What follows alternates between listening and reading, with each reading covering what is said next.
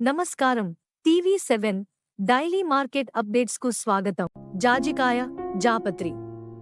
Care of Pollachi, జాజికాయ, జాపత్రి. పోపుల పెట్టెలో విఐపీలు. చిటికెడంతే కావచ్చు. చికెన్, మటన్ మసాలాలో విశిష్ట అతిథులు. సుగంధ ద్రవ్యాలుగానే కాకుండా నిద్రలేమి, శ్వాస సమస్యలెన్నో తీర్చే దివ్యౌషధాలు కూడా. అటు వంటల్లోనూ ఇటు వైద్యంలోనూ ఉపయోగించే వీటి ఉత్పత్తిలో కేరళ రాష్ట్రమే మేటి. ఆ సాగు తాము చేయాలనుకున్నారు తమిళనాడులోని ఆ రైతులు. అది విని ఎగతాళి చేయనివారు లేరు. అవన్నీ భరించి నేడు దేశంలోనే నంబర్ 1 క్వాలిటీ ఉత్పత్తిదారులుగా నిలిచారు. విదేశాలకు ఎగుమతి చేస్తున్నారు. ఆ రైతుల స్ఫూర్తిదాయక విజయం ఇది. ఏడాదికి 6 నెలలు వర్షాలు, ఆ తర్వాత సన్నటి జల్లులు, ఊరంతా తేమ. సరిగ్గా ఈ వాతావరణమే కేరళని జాజికాయ సహా అన్ని రకాల సుగంధ ద్రవ్యాల ఉత్పత్తికి అనువుగా మార్చింది. కేరళలోని పశ్చిమ కనుమలు ఈ వాతావరణానికి కారణమని చెబుతారు. ఈ కనుమలకి ఇవతలివైపున తమిళనాడు ఉంటుంది. ఎంత సరిహద్దు రాష్ట్రమైనా కేరళ వాతావరణమేది ఇక్కడ కనిపించదు. సంవత్సరంలో 3 నెలలు వర్షాలు పడితే గొప్ప.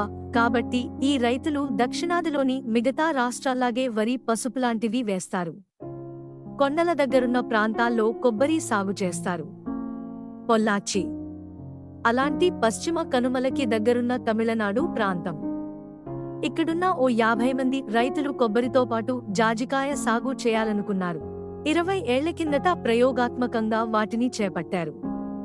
అది చూసి కేరళని చూసి మీరు వాతలు పెట్టుకోకండి అంటూ ఎగతాళి చేశారట అందరూ.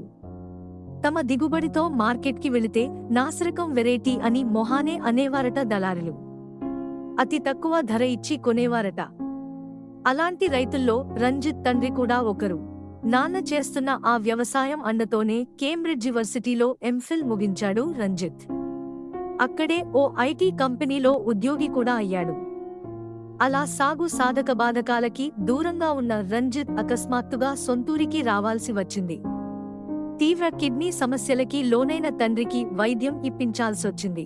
ఆ ఇంట ఒక్కడే కొడుకు కాబట్టి ఇండియాలోనే ఉండిపోయాడు. తండ్రి చేస్తూ వచ్చిన సాగుని తన చేతుల్లోకి తీసుకున్నాడు. అతను వేసిన ఆ ఒక్క అడుగు పొల్లాచి సాగు చిత్రాన్ని మార్చేసింది. ఆధునికతని అద్దాడు. ముందు కొబ్బరికి అంతర పంటగా 10 ఎకరాల్లో జాజికాయని వేశాడు రంజిత్.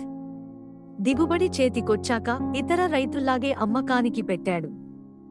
దళారులు వాటిని పండించిన రైతుల్ని తీసికట్టనట్టు చూడటం సహించలేకపోయాడు. ఈ సాగుకి ఆధునికతని జోడించాలనుకున్నాడు. కేరళ కన్నా ఉత్తమ వెరైటీని రూపొందించాలనుకున్నాడు. ఓ చిన్న సైజు వ్యవసాయ శాస్త్రవేత్తగానే మారాడు. అంటూ కట్టడం ద్వారా ఫంగస్ సోకని, బరువు ఎక్కువగా ఉన్న సరికొత్త వంగడాన్ని సృష్టించాడు. ఒక్క రంజిత్ మాత్రమే కాకుండా మిగతా రైతులు వాటిని తీసుకుని పొత్తిళ్లలో బిడ్డలా సాకారు. రంజిత్ తనతో ప్రయోగాలకి సిద్ధమైన రైతులందరితో Pollachi nutmeg farmer producers company PNFPO ని స్థాపించాడు. ఆదాయ వ్యయాల లెక్కలు వేయడం, ప్రభుత్వ పథకాలని ఉపయోగించుకోవడం వంటివి తమ ప్రాంతంలోని రైతులకి నేర్పించాడు. దళారుల ప్రమేయం లేకుండా నేరుగా తామే కేరళ వ్యాపారులకి అమ్మాలనుకున్నారు. ఇందుకోసం అధికారుల్ని కలిస్తే తమిళనాడులో సుగంధద్రవ్యాల సాగేమిటి అంటూ మొదట అనుమతులు నిరాకరించారట. తమ నాణ్యతని చూపించి వాళ్లని ఒప్పించి కేరళకి వెళితే వాళ్లు అబ్బే మీవైపువేమీ బావుండవు అన్నారట. అలా అన్నవాళ్లే వీళ్ల పంట నాణ్యతని చూసి నోరెళ్లబెట్టారట. కేరళ వాటికన్నా తొలిసారి కిలోకి 30 రూపాయలు ఎక్కువగానే ఇచ్చి తీసుకున్నారట. పొల్లాచి రైతులు సాధించిన తొలి విజయం అదే. అందర్నీ తోసిరాజన్నారు. 2022 నాటికి కేరళ వెరైటీ జాజికాయ ధర కిలో 380 రూపాయలు ఉంటే ఈ రైతులు 470 రూపాయలు డిమాండ్ చేసి తీసుకోగలిగారు. ఈ ఏడాది ఆస్ట్రేలియా, ఫ్రాన్స్, నెదర్లాండ్స్లకి నేరుగా ఎగుమతి చేశారు. ఒకప్పటి 50 మంది రైతులు ఇప్పుడు 120కి పెరిగారు. వీరిలో అత్యధిక శాతం సన్నకారు రైతులే. వీళ్లందరి కృషితో ఈసారి పొల్లాచి నట్మెగ్ FPO 3.5 కోట్ల రూపాయల టర్నోవర్ సాధించింది. ఈ ఎగుమతులు అమ్మకాల ద్వారా ఒక్కొక్కరికి కనీసం 80,000 దాకా వచ్చింది. జాజికాయ, జాపత్రి ఇవి రెండూ జాజి ఫలం నుంచి వస్తాయి. చెట్టుపైన పండుదశలో ఉన్నప్పుడు ఇది రెండుగా విచ్చుకుంటుంది. అలా విచ్చుకున్న పండు నుంచి సింధూర రంగు పొర చుట్టుకున్న విత్తనం బయటపడుతుంటుంది. ఆ పొరనే మనం ఎండబెట్టాక జాపత్రి అని పిలుస్తున్నాం. లోపలి విత్తనాన్ని జాజికాయ అంటాం. జాజికాయ నాణ్యతలోనే కాదు, జాపత్రిలోనూ పొల్లాచియే టాప్గా నిలుస్తోంది. దేశవ్యాప్తంగా దీని సేకరణ ధర కిలో 1,200 రూపాయల వరకు ఉంటే, పొల్లాచి రైతులు 2,500 రూపాయలకు విక్రయిస్తున్నారు.